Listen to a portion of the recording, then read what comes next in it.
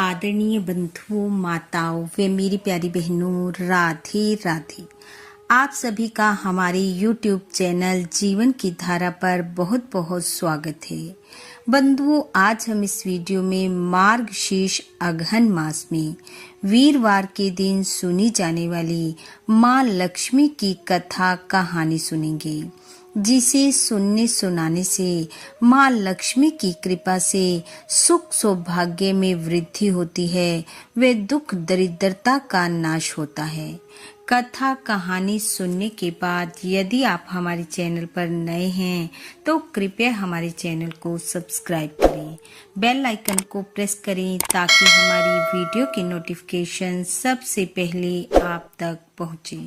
Video को share व like भी जरूर करें। एक बार शौनक आदि ऋषियों ने श्री सूत जी से पूछा कि हे सूत जी, आज हमारे मन में ये जानने की इच्छा है कि कौन कर्म करके स्त्री भाग्य वाली होती है, कौन कर्म करके पति को प्यारी होती है और कौन कर्म करने से घर में लक्ष्मी होती है। सूत जी बोले, हे शौनक जी, ये वर्णन परम पवित्र व दुर्लभ है। मैं थोड़े में कहता हूँ तो मन लगाकर सुनो। बहुत समय पहले एक वैश्य था। उसके घर में अन्न धन कुछ नहीं था। घर में कलह कलेश रहता था। जिस तरफ जाता घाटे को प्राप्त होता था। एक दिन वह घर आया तो उसकी पत्नी ने बहुत कलेश किया। उसने अपनी पत्नी को पीटा। पति की मार से दुखी होकर वह घर से मरने के लिए निकल पड़ी। उसने सोचा, घर में अन्न नहीं, धन नहीं, आस औलाद नहीं, ऐसे जीवन से कोई लाभ नहीं। वह बियाबान जंगल में जा रही थी कि उसे एक बूढ़ी ब्राह्मणी मिल गई। उसने पूछा, तुम इस जंगल में कहाँ जा रही हो? तब लड़की ने कहा, मैं अपने जीवन से बहुत दुखी हूँ और प्राण त्यागने जा रही हूँ। ब्राह्मणी ने दुख का कारण पूछा तो उसने सब कुछ सच सच बता दिया। उसकी बात सुनकर वह वृद्ध ब्राह्मणी बोली, तुमने मुझसे सब सच कहा है, इसलिए मैं तुम पर बहुत प्रसन्न हूँ। मैं वृद्ध ब्राह्मणी नहीं हूँ, मैं लक्ष्मी हूँ। द्वारिकाधीश मेरे पति हैं। मगर के महीने में मैं धरती का भ्रमण करती हूँ, दुखियों का दुख निवारण करती हूँ। और जो इस महीने में वीरवार के दिन मेरी पूजा व व्रत को करता है, कथा को पढ़ता और सुनता है, वह सभी सुखों को प्राप्त होता है। तो इस व्रत को कर, तेरे सब संकट खत्म हो जाएंगे। यह कहकर वह वृद्धा अंतर ध्यान हो गई। वह लड़की अपने घर आई और उसने व्रत का संकल्प लिया। वीरवार आने पर उसने व्रत को किया। धीरे धीरे उसके जीवन में सब ठीक होने लगा। एक दिन उसका पति उससे बोला कि मुझे ऐसा लगता है कि अब हमारे अच्छे दिन आने वाले हैं। अपने पति की बात सुन लड़की ने लक्ष्मी जी के व्रत को अपने पति को बताया। उसने कहा, मैं भी इस व्रत को करूंगा। दोनों व्रत करने लगे। व्रत के प्रभाव से उनके घर में सब सुख समृद्धि हो गई। जिस भी कार्य को वह करता उसमें उसे लाभ ही लाभ प्राप्त होता। उनके घर में माँ लक्ष्मी की कृपा से अन्न धन दूध पूत सब हो गया। इस प्रकार वह इस लोक के सुखों को भोगकर परलोक सिधार गए। दोनों ने इकट्ठे ही प्राणों को त्यागा। जितना समय उन्होंने व्रत व पूजन किया था उतना समय लक्ष्मीपुर में राज पाया और फिर परमात्मा की कृपा से धरती पर आए। इस बार व्रत के प्रभाव से वह वैश्य द्वापर युग में सूरा शहर देश का भद्र सखा राजा हुआ और वह लड़की उसकी रानी बनी। उनके घर 7 बेटे और एक बेटी ने जन्म लिया। बेटी का नाम श्यामबाला रखा गया। श्यामबाला बहुत ही सुशील और संस्कारी कन्या थी, परंतु संयोगवश इस जन्म में राजा और रानी को लक्ष्मी जी के व्रत का ज्ञान न रहा। माँ लक्ष्मी ने सोचा कि यह तो मेरे व्रत को ही भूल गई। अगर ये इस युग में ऐसा करेंगे तो कलयुग में तो कोई मुझे याद नहीं रखेगा। माँ लक्ष्मी ब्राह्मणी का वेश धरकर रानी को सब कुछ याद करवाने पहुंची, लेकिन रानी बनी लड़की सब कुछ भूल चुकी थी और उसने ब्राह्मणी रूप में आई लक्ष्मी को धक्का देकर महल से निकल जाने को कहा। माँ लक्ष्मी ने उसे कहा, तेरे बुरे दिन फिर से आने वाले हैं।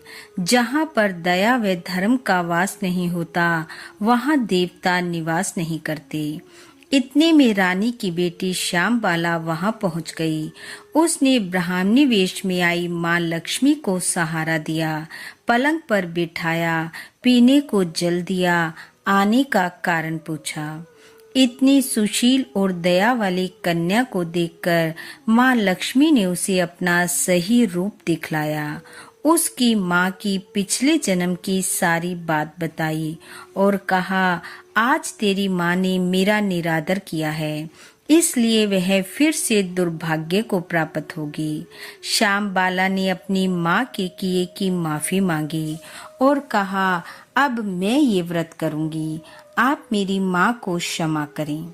श्यामबाला पर प्रसन्न होकर माँ लक्ष्मी उसे आशीर्वाद देकर अंतर ध्यान हो गई। श्यामबाला ने माँ लक्ष्मी के बताए अनुसार मार्गशीर्ष महीने के वीरवार व्रत को किया। व्रत पूरे होने पर श्यामबाला को सुंदर राजकुमार वर मिला। बेटी के विदा होते ही राजा रानी के बुरे दिन शुरू हो गए। दाने दाने को मोहताज हो गए। रानी ने राजा को श्यामबाला के पास भेजा। राजा अपनी बेटी के पास गया और सब हाल कहा। श्यामबाला ने पिता को बताया कि माँ ने घर आई ब्राह्मणी रूपी लक्ष्मी माँ का अनादर किया था, इसलिए ऐसा हुआ। उसने अपने पिता से व्रत रखवाया, खीर चीनी का भोग लगवाकर पिता को प्रसाद रूप दिया और कहा कि माँ को कहें कि वह माँ लक्ष्मी के इस व्रत को करे। राजा वापस आया और उसने अपनी बेटी की बात रानी को बतलाई। रानी ने मार्गशीर्ष वीरवार व्रत को किया। माँ लक्ष्मी की कृपा से राजा रानी फिर से धनवान हुए। एक दिन श्यामबाला अपनी माँ से मिलने आई। माँ ने अपनी बेटी को खूब लाड प्यार किया और कहा कि मैंने माँ लक्ष्मी का निरादर किया, जिससे घोर कष्ट पाया, लेकिन तुम इतनी सुशील, संस्कारी और बुद्धिमान निकली कि मेरे जाते हुए धन, राज्य, सुख, समृद्धि और खुशियों को वापस ले आई। जब रानी श्यामबाला से ये सब कह रही थी तो श्यामबाला का पति ये सब सुन रहा था। वह श्यामबाला के पास आया और बोला कि मैंने ऐसे कौन से पुण्य किए थे जो मैं इतने महान सुख को प्राप्त हुआ। मुझे यह नहीं पता था कि मेरी पत्नी आई लक्ष्मी का रूप है और अपने माता पिता के लिए यह देवी का स्वरूप है। और इस प्रकार उन दोनों का आपस में इतना प्रेम हो गया जैसे इंद्र और इंद्राणी का, शिव पार्वती का और लक्ष्मी नारायण का हो। वह दोनों इस लोक के सुखों को भोगकर अंत में वैकुंठ लोक को गए। इस प्रकार जो मनुष्य मार्गशीर्ष अघन मास के वीरवार व्रत को करता है, कथा को पढ़ता और सुनता है, वह दुर्भाग्य को त्याग कर सौभाग्य को प्राप्त करता है। उसकी सभी मनोकामनाएं पूर्ण होती हैं और वह अंत में वैकुंठ व लक्ष्मीपुर में वास पाता है। बोलो लक्ष्मी नारायण भगवान की जय। बंधु, भगवान लक्ष्मी नारायण की कृपा आप व आपके परिवार पर सदैव बनी रहे। आपका घर आंगन खुशियों से महकता रहे। इन्हीं शुभकामनाओं के साथ आप सबका बहुत बहुत धन्यवाद। राधे राधे।